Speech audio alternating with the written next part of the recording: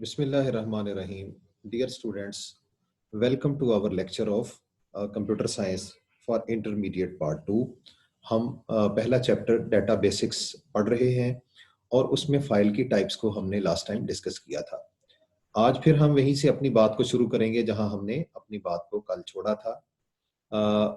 Dear students, हमारे जो secondary storage devices होते हैं उन पर हम जिस तरह से रिकॉर्ड्स को तरतीब देते हैं फिजिकली, इस टेक्निक को फाइल ऑर्गेनाइजेशन कहते हैं। और फाइल ऑर्गेनाइजेशन के हवाले से जो सेकेंडरी स्टोरेज मीडिया पर आपकी फाइल जिस तरह से ऑर्गेनाइज होती हैं, उस हवाले से फाइल की अकसाम जो हैं उनमें पहली किस्म है sequential access file. Sequential access file क्या होती है? इसमें आपके जो रिकॉर्ड्स होते हैं जो कि फाइल में मौजूद होते हैं, उनको एक तरतीब से या एक सीक्वेंस से जो है वो ऑर्गेनाइज किया जाता है। इसका मतलब ये है कि जो सेकेंडरी स्टोरेज पर रिकॉर्ड सिक्वेंशियल फाइल के होते हैं, वो यके बाद दीगरे स्टोर किए जाते हैं, एक के बाद दूसरा, दूसरे के बाद तीसरा, इस तरह से आखिरी रिकॉर्ड तक एक तरतीब से रिकॉर्ड्स को जो है वो स्टोर किया जाता है। और याद रखें, जिस तरतीब से इन रिकॉर्ड्स को आपने सेकेंडरी स्टोरेज पर जो है वो स्टोर किया है, ये उसी तरतीब से वो रिट्रीव किए जाते हैं। और इन रिकॉर्ड्स को उसी तरतीब से आप रिट्रीव कर सकते हैं, एक्सेस कर सकते हैं जिस तरतीब से आपने इनको स्टोर किया था। और ये सेकेंडरी स्टोरेज मीडिया जो है जिस पे सीक्वेंशियल एक्सेस चलती है, वो सबसे पॉपुलर जो है वो मैग्नेटिक टेप है, जो तकरीबन आज कल ऑब्सोलीट हो चुका है और तकरीबन ख़त्म हो चुका है पूरे ग्लोब से। शायद ही कोई ऑर्गेनाइजेशंस ऐसी बची हों जो अब भी मैग्नेटिक टेप्स को इस्तेमाल करती हों। बहरहाल इसको मोस्टली बैकअप मीडियम के तौर पे ऑर्गेनाइजेशंस इस्तेमाल किया करती थी, क्योंकि इसका सबसे बड़ा डिसएडवांटेज यही है कि ये बहुत स्लो है, क्योंकि इसमें प्रोसेसिंग टाइम बहुत लगता है। और अगर आप सेकंड लास्ट या लास्ट रिकॉर्ड को एक्सेस करना चाहते हैं, तो उनसे पिछले जितने भी रिकॉर्ड्स हैं उनको आप जरूर रीड करके या उनमें से होते हुए आप अपने रिकॉर्ड तक पहुंच सकते हैं। यानी इसी तरीके को सीक्वेंशियल एक्सेस कहा जाता है। मैं इसकी अक्सर मिसाल दिया करता हूं कि जिस तरह आप एक कॉलेज के बरामदे में दाखिल हुए हैं और आपने आखिरी वाले कमरे तक जाना है, तो आप के पास सीक्वेंशियल एक्सेस में यही तरीका है कि आप पहले कमरे के पास से गुजरें, फिर दूसरे कमरे के पास से गुजरें, फिर तीसरे कमरे के पास से गुजरें और फिर जाकर आप आखिरी कमरे के पास पहुंचते हैं।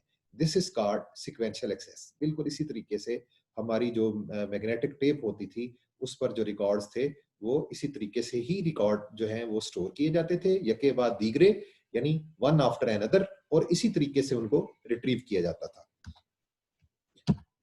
इसके बाद डियर स्टूडेंट्स, जो दूसरी किस्म है हमारे पास, वो है डायरेक्ट और random access file. File organisation के हवाले से ये दूसरी किस्म है, डायरेक्ट एक्सेस या रैंडम एक्सेस भी इसको कहा जाता है।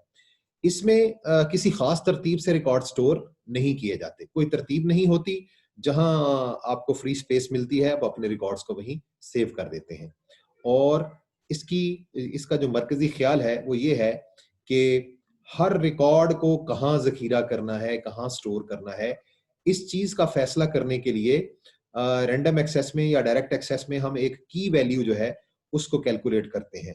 और वो जब की वैल्यू कैलकुलेट हो जाती है, उस की वैल्यू को इस्तेमाल करके हम उस रिकॉर्ड का एक्सेस जो है physical address of that record वो कैलकुलेट हो जाता है, तो हम उस रिकॉर्ड को उसी एड्रेस पर सेव कर देते हैं।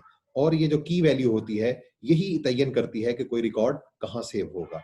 हर रिकॉर्ड चूंकि एक की वैल्यू पर मबनी होता है, तो इसी की वैल्यू को हम इस्तेमाल करके डायरेक्टली उसी रिकॉर्ड को जंप करके डायरेक्ट हम उस रिकॉर्ड को एक्सेस कर सकते हैं, या रैंडमली हम उस रिकॉर्ड पर पहुंच सकते हैं।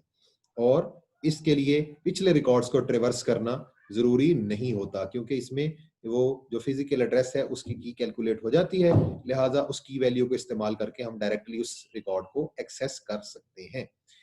और इस फाइल ऑर्गेनाइजेशन के लिए जो सूटेबल हमारे पास स्टोरेज मीडियम है, उनमें मैग्नेटिक डिस्क्स हैं, जैसे हार्ड डिस्क है। इसके अलावा ऑप्टिकल स्टोरेज मीडिया है, जिसमें आपके पास सीडी आ जाती है, डीवीडी आ जाती है, ब्लू रे आ जाती है। ये भी रैंडम एक्सेस को सपोर्ट करती है। इसके अलावा यूएसबी या फ्लैश जो ड्राइव होती है, ये भी हमारे रैंडम एक्सेस को सपोर्ट करती है। इसके अलावा मेमोरी कार्ड जितने भी हैं वो भी रैंडम एक्सेस को सपोर्ट करते हैं। डियर स्टूडेंट्स, जो तीसरी किस्म है, तीसरी और आखिरी किस्म जो है फाइल ऑर्गेनाइजेशन के हवाले से, वो है इंडेक्स्ड सीक्वेंशियल फाइल।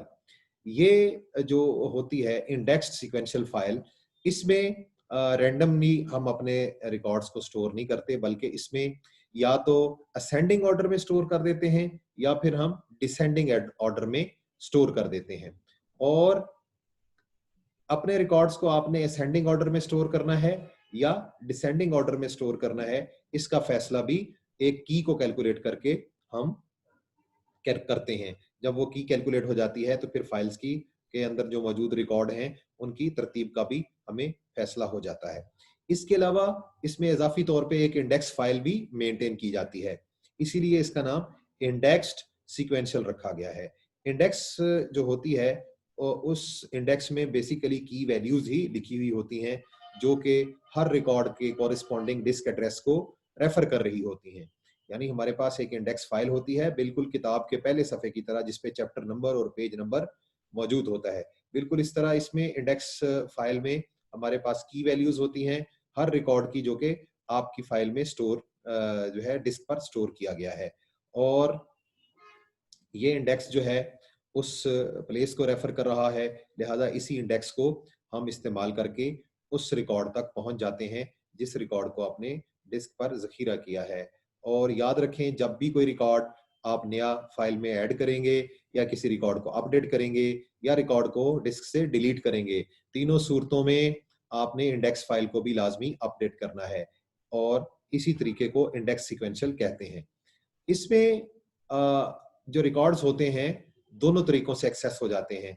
ना सिर्फ इसमें सीक्वेंशियल तरीके से भी एक्सेस हो जाते हैं, और बल्कि इसमें डायरेक्ट या रैंडम एक्सेस से हो जाते हैं। क्योंकि इसमें दोनों तरीकों से आप रिकॉर्ड को एक्सेस कर सकते हैं। अगर आप इंडेक्स फाइल को इस्तेमाल ना करें तो फिर आपको पता है कि असेंडिंग ऑर्डर में या डिसेंडिंग ऑर्डर में रिकॉर्ड पड़े हैं, तो फिर तो वो सीक्वेंशियली ही एक्सेस हो सकते हैं। लेकिन अगर आप इंडेक्स फाइल को इस्तेमाल कर लेंगे तो फिर आपको जो है वो जो है डायरेक्ट या रैंडम एक्सेस भी मिल सकती है। इसमें ज़ाहिरी बात है, आप एक इंडेक्स फाइल को मेंटेन कर रहे हैं, लिहाजा इसके लिए हमें ज़्यादा डिस्क स्पेस चाहिए होती है इस तरह की फाइल्स के लिए। और इंडेक्स फाइल की मेंटेनेंस की वजह से ये इंडेक्स सीक्वेंशियल एक्सेस मेथड जो है ये डायरेक्ट या रैंडम एक्सेस से थोड़ा स्लो है या सुस्त है। सो डियर स्टूडेंट्स, हमारी जो आज की गुफ्तगू है वो यहीं पर इख्तिताम पजीर होती है। हम अपना अगला मौजू जो है वो है फाइल प्रोसेसिंग सिस्टम। इस पर इंशाल्लाह हम अगले लेक्चर में बात करेंगे।